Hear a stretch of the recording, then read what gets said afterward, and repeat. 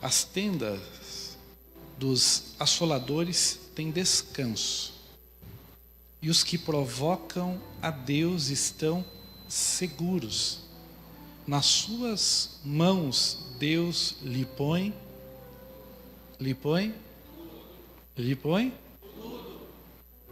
Os que provocam a Deus estão seguros, e nas suas mãos Deus lhe põe tudo. Pai, estamos diante da Tua palavra, Senhor, e eu sei que o Senhor tem uma palavra para o nosso coração. Peço que o Senhor continue falando conosco, que o Senhor venha, ó Deus, trazendo algo novo ao nosso coração, Senhor. Que o Senhor possa, nesses dias que vamos passar, nessas terças-feiras, o Senhor possa desprender, Senhor Deus, no céu, algo especial para cada vida aqui, Senhor. E que nós possamos, pela Tua palavra, Senhor, caminhar, pela Tua palavra alcançar aquilo que o Senhor tem para cada um de nós. Eu sei que aquilo que o Senhor tem para cada um é exclusivo. Então, Senhor Deus, dá-nos direção, em nome de Jesus. Amém. Se assente dando glória a Deus.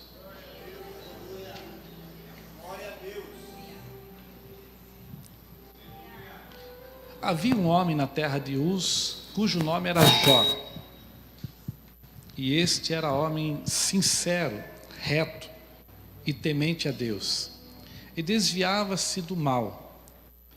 E nasceram-lhe 7 filhos e 3 filhas.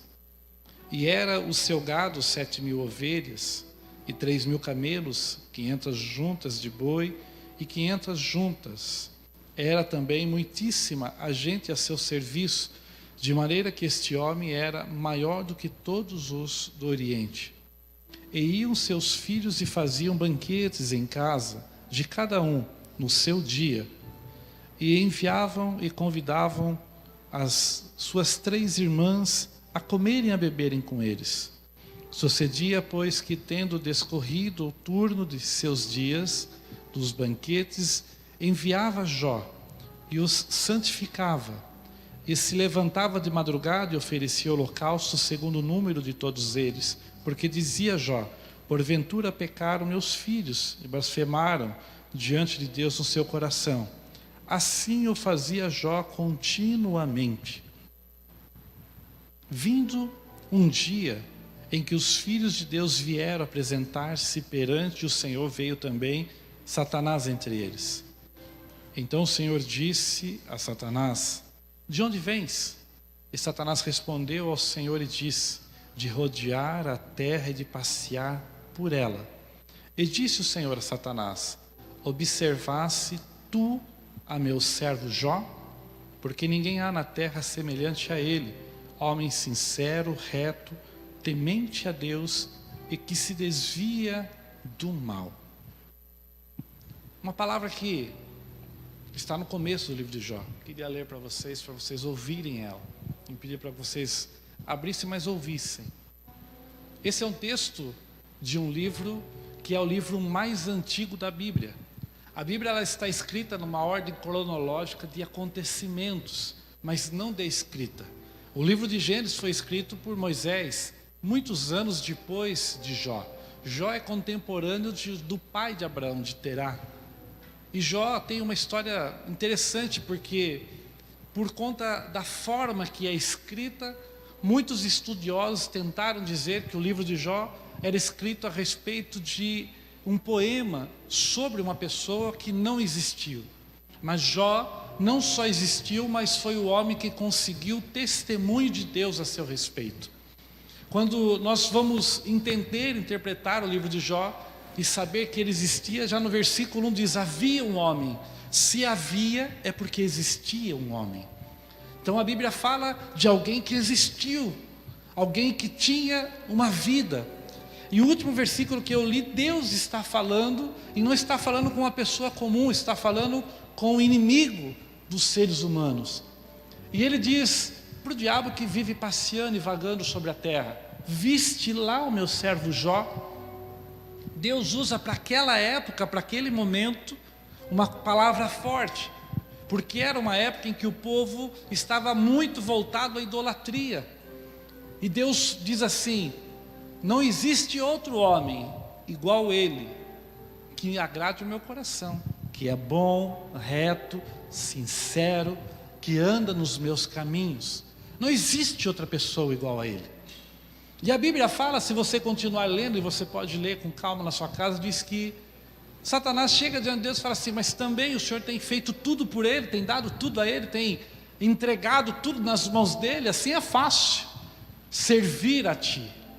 Deixa eu tirar tudo que ele tem, e você vai ver como é que Jó vai se comportar.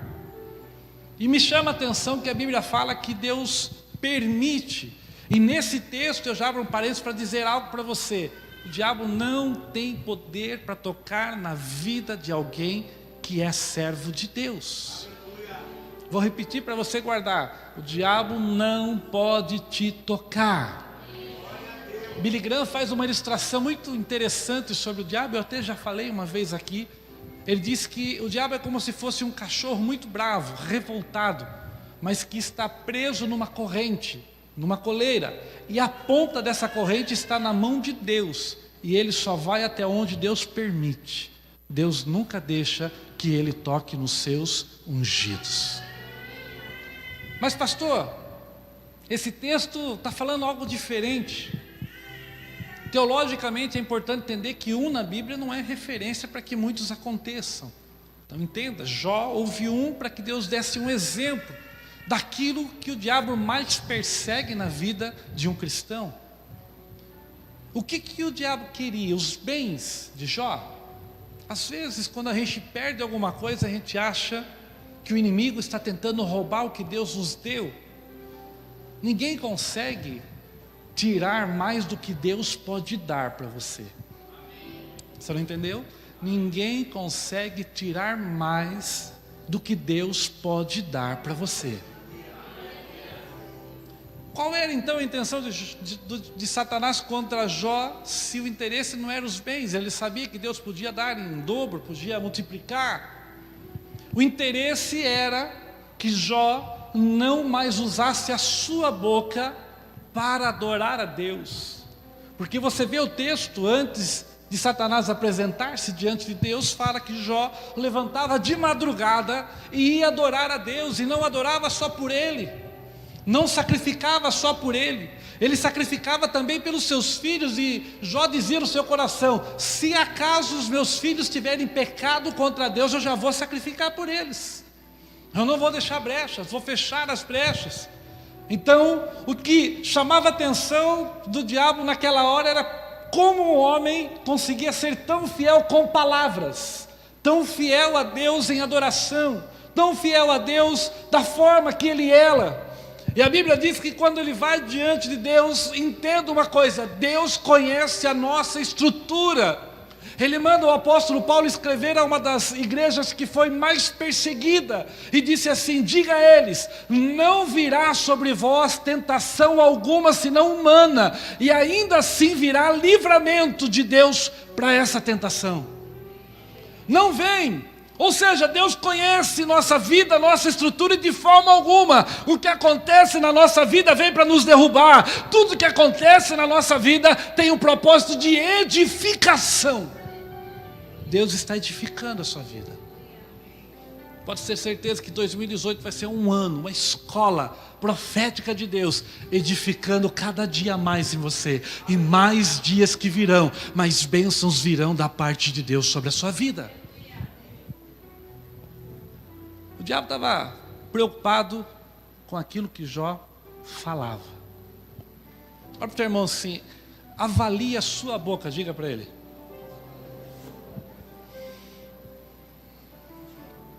Sabe que a maior forma de provocar um milagre é usar a nossa boca para profetizar milagres.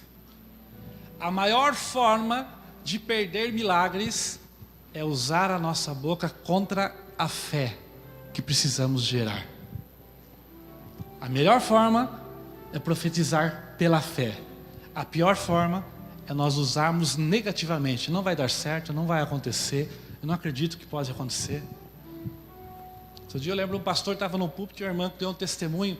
Não, porque Deus fez isso na minha vida, tal. E o pastor falou assim, eu não acredito. Mas na expressão de não que ele não acreditava, a expressão popular. E imediatamente ele falou, o sangue de Jesus tem poder. Eu acredito sim. Porque nem bobeando a gente tem que usar a nossa boca focada em profetizar bênçãos. Quando a Bíblia diz que Deus permite que o diabo tire o que Jó tem, a Bíblia fala que ele vai e tira todos os bens e começa com a vida material. Depois toca nos filhos, a Bíblia fala que ele perde 10 filhos. E por último a Bíblia diz que o diabo toca na saúde de Jó. E tira a saúde de Jó a ponto de Jó ter câncer ou ter lepra pela pele toda do corpo. E cheirar mal. Quando Jó foi acometido de tudo isso que aconteceu na vida dele, a Bíblia diz que a mulher de Jó não aguentando a pressão, e diga uma coisa, debaixo de pressão tem tanta gente, e eu já uma vez no passado já disse assim, olha o diabo usando a mulher dele. Ei, vai estar na pele dela para ver. Porque lendo o texto em cima do púlpito é fácil falar, ou até mesmo numa conversa de bate-papo.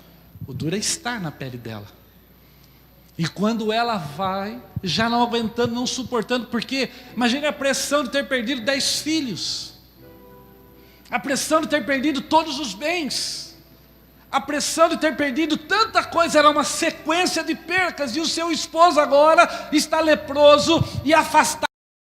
Jó, e começaram até a dizer, Jó, eu acredito que Deus riscou você do livro, Jó, eu acredito que o seu Deus morreu, e tentaram lançar tantas palavras, mas Jó estava entrando num momento diferente com Deus, porque Deus, dos capítulos 7 em diante, Deus começa a revelar-se para Jó de uma forma tremenda. Deixa eu dizer alguma coisa para você, quando passamos por um momento de dificuldade, Deus se revela para nós de uma forma como nunca se revelaria.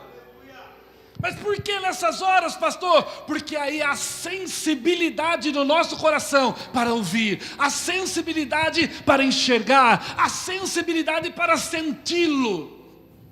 Porque muitas vezes quando estamos numa boa, não ouvimos Deus, não vemos, não sentimos.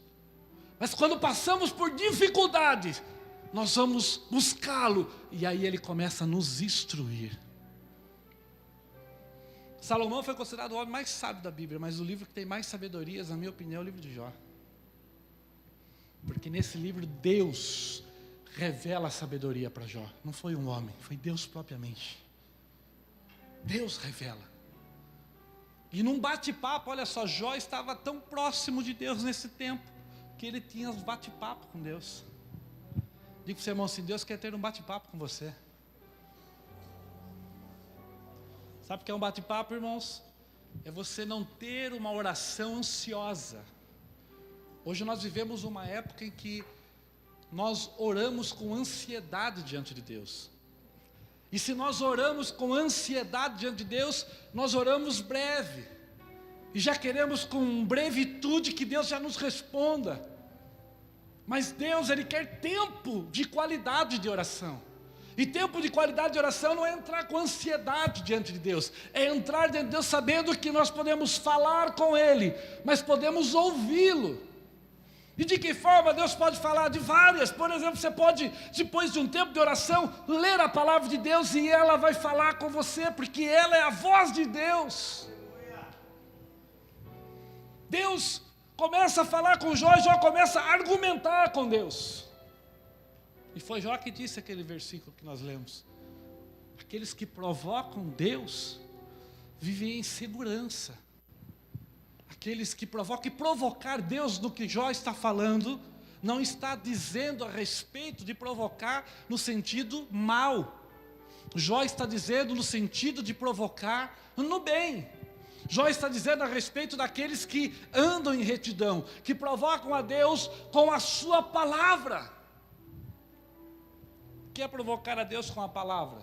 É quando se fala de cura e você dizer assim, Ele tomou sobre si todas as nossas enfermidades. Se Ele tomou sobre si todas as nossas enfermidades, podemos orar e as pessoas serão curadas.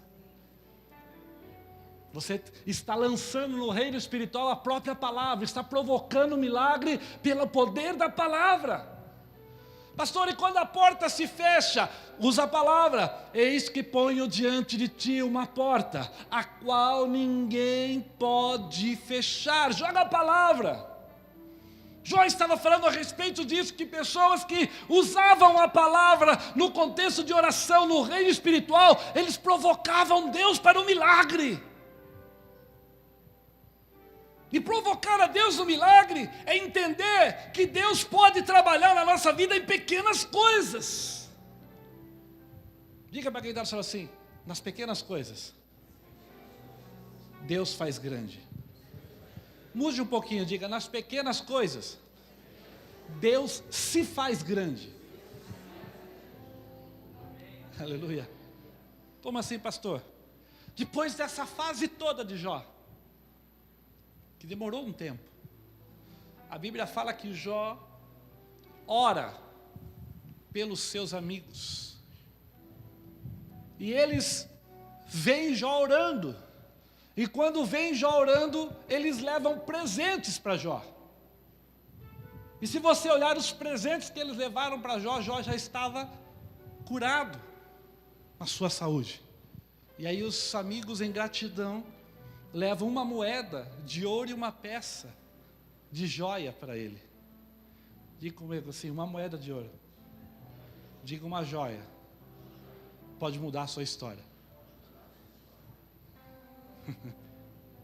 Porque a gente vê os capítulos 40 ao 42 de uma forma tão resumida, mas houve um tempo dentro desses capítulos. Que tempo foi esse? Foi um tempo em que Deus começa a restituição através de Jó, provocando milagres. Ele pega uma moeda de ouro, ele pega um pendente de joia preciosa, e com aquilo ele inicia um novo negócio. Com aquilo ele inicia um novo projeto. Mas agora ele começa um projeto de uma forma diferente. Ele começa a dizer assim: Deus, tenho plantado um propósito diante do Senhor, e eu bem sei que tudo podes, e que nenhum dos seus pensamentos pode ser impedidos. Quando Jó está falando isso, ele está dizendo assim: eu tenho pouco, mas eu acredito que com esse pouco e o Senhor do meu lado, isso vai se multiplicar e vai acontecer muitas coisas.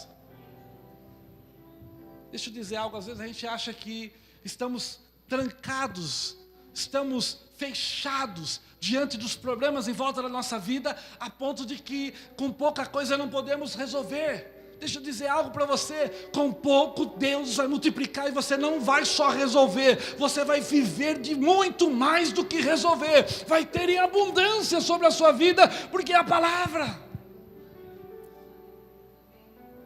Do pouco que Deus vai iniciar, nós estamos com o primeiro, segundo dia, é tão pouco, são só 2 dias de um ano, que ainda vem com mais de 360 pela frente, mas com esse pouco dia, com a palavra profética de Deus, vai multiplicar coisas no nosso coração, vai frutificar coisas no nosso coração, para que nós possamos viver o bom, agradável e perfeito de Deus esse ano.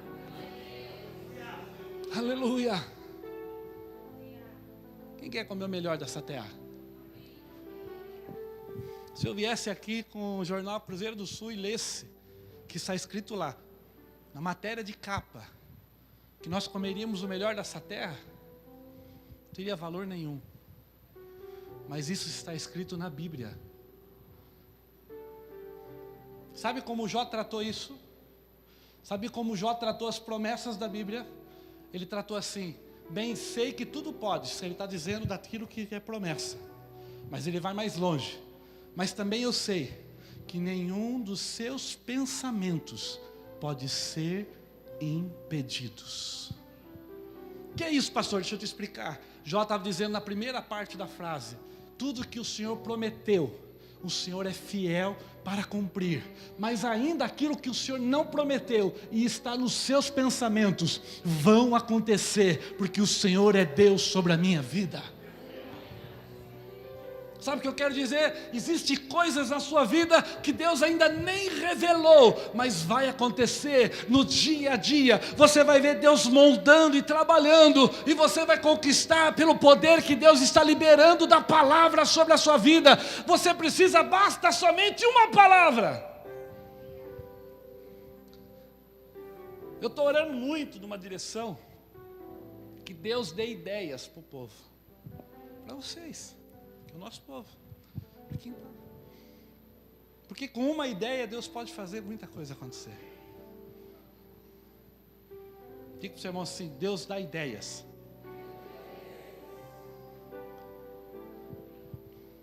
Em 2012, eu sentei para conversar com um rapaz em Paulínia, junto com um rapaz que trabalha na área política aqui de Sorocaba, Serginho Cardoso. Talvez ele lembre disso. Estiver assistindo. Conversando com o rapaz, eu falei assim: sabia que você é um cara inteligente? Deus vai te dar uma ideia. Com uma ideia vai mudar muita coisa. E ele está na terra do combustível. Biólogo. Ele começou a trabalhar. 3 semanas atrás, fui para São Paulo com o Serginho. E ele me disse assim: você lembra aquele rapaz? Eu falei: lembro. Ele descobriu uma fórmula, porque o biocombustível, ele é 5 a 7% biocombustível, ele ainda precisa do restante do combustível natural para funcionar, ele não é 100%. Esse moço teve uma ideia de pegar uma partícula de soja e quebrar a partícula de soja. Quando ele quebrou a partícula de soja, ele descobriu o biocombustível 100% natural. E eu falei: até aí estava uma boa conversando, né? Aí eu falei para ele: mas como que está rodando isso? Ele falou que sheiks do Oriente Médio já ofereceram 5 bilhões pela ideia dele. Jesus dá uma ideia para mim também.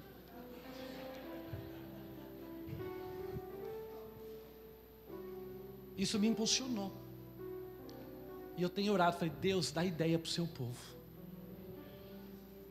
Eu não estou orando, Deus sabe disso, a minha oração não é: Deus envia empresários para que a gente possa construir o grande templo. Não, eu estou dizendo: Deus dá ideia para o nosso povo virar grandes empresários. Dá ideia para o seu povo, Senhor, criar grandes ideias. Ei, deixa eu dizer algo para você: Deus pode mudar a tua história com pequenas coisas. É você que tem que estar pronto para provocar milagre nas pequenas, acreditar nas coisas pequenas. Jó recebeu uma peça de ouro, uma joia, e começou a trabalhar. Voltou a viver dentro de casa, e num período ele começou a ter novos filhos. A Bíblia diz que Deus deu a ele novos filhos. 3 meninas, uma delas tem um nome tão lindo, Keren. Já deu o nome para minha filha, Keren, que significa ponto de vitória, ponto de conquista. Keren, Késia, com aquela joia, ele foi trabalhando,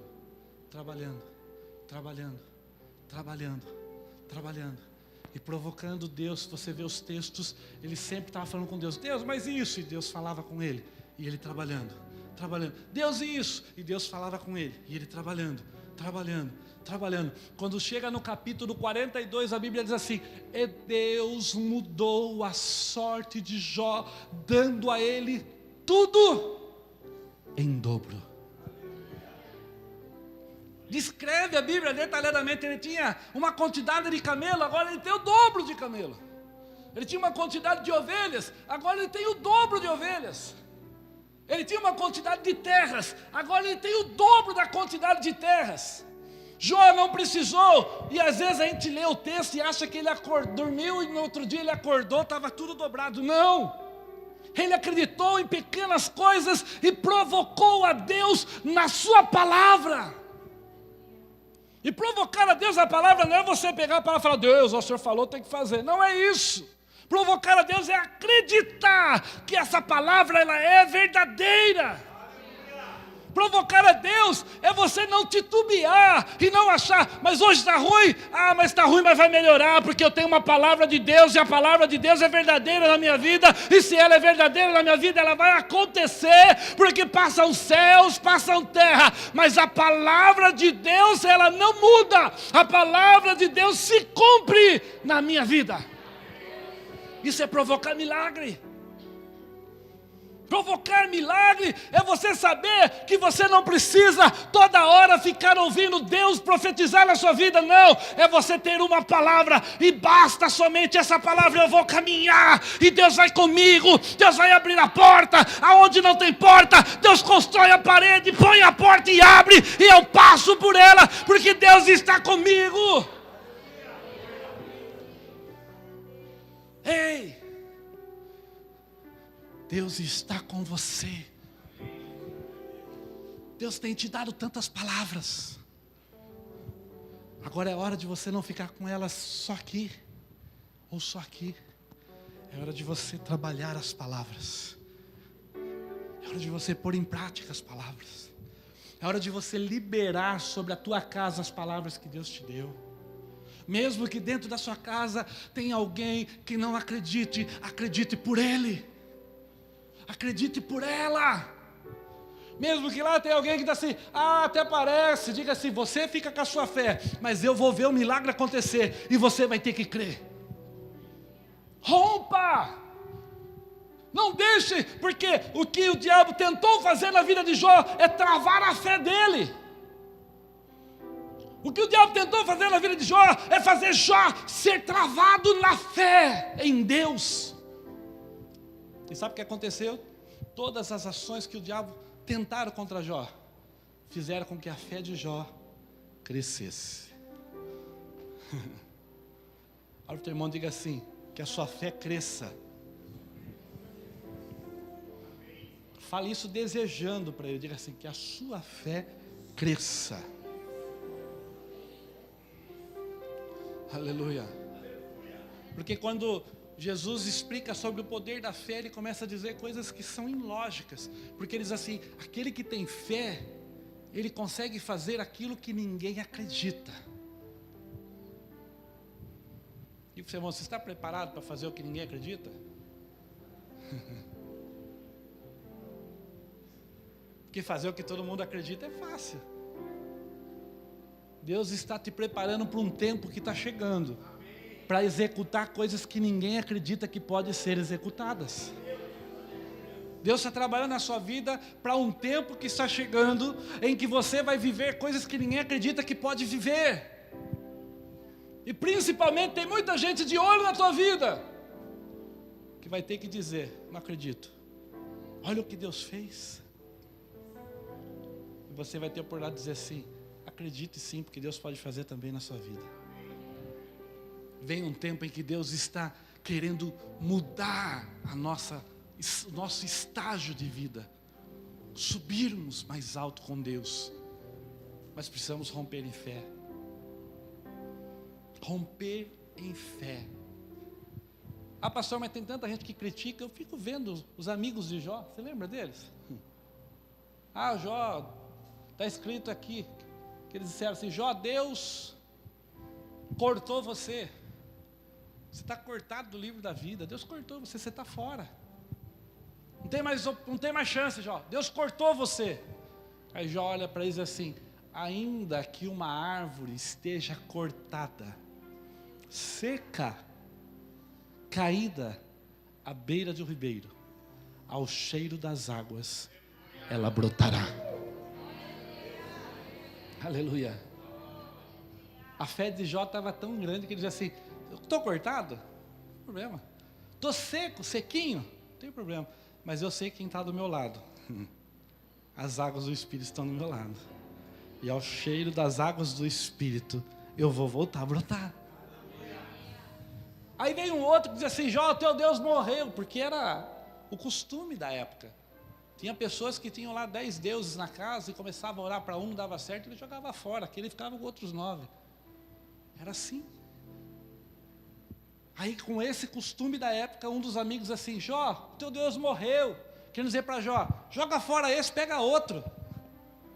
Era o costume da época, ele estava trabalhando dentro do costume, da crença da época. Aí Jó vira para ele e diz assim: ei, eu bem sei que o meu Redentor vive e que por fim se levantará. Isso é provocar Deus, é você contra a maré, contra tudo que estão dizendo, contra tudo que profetizam na sua vida, você sempre tem uma palavra contrária, segundo a palavra de Deus, dizendo: eu vou vencer, eu vou conquistar, eu vou ser curado, minha família vai ser salva, os meus negócios vão prosperar, eu vou viver o melhor de Deus. Ah, mas está tudo ao contrário. Mas eu vou, está escrito, se está escrito, eu vou. Vença em fé. E o último texto é tão maravilhoso, de 42, que quando a Bíblia fala do estado novo de Jó, a Bíblia fala que ele teve tudo em dobro. Diga comigo, tudo em dobro. Quando não existe, não tem nada, dobrar nada por nada. Mas quando já é, no versículo 1, um homem, de maneira que esse homem era o maior de todos os homens do Oriente. Dobrar o que o mais rico já tem, não é fácil. Né? Você pegar e dobrar 10 reais em 20, né? Peça emprestado PT, já dobra já. Mas você pegar um Bill Gates e fazer ele ter o dobro. Sem dizer que ele já não tinha mais o que ele tinha. Ele perdeu tudo. E aí Deus tem que restituir tudo e dobrar. Sabe o que esse texto me chama a atenção? Me chama a atenção em dizer assim que Deus, quando quer construir, Ele não precisa daquilo que você tem. Ele só precisa que você tenha fé. Como assim, pastor? Estou dizendo, vou desenhar para você entender bem o que eu estou dizendo.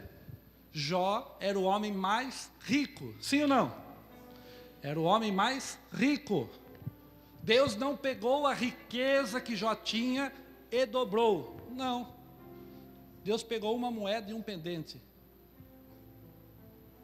Vou explicar de novo. Jó era o homem mais rico, sim ou não? Sim. Mas perdeu tudo. Não tinha mais nada. Não tinha mais nada.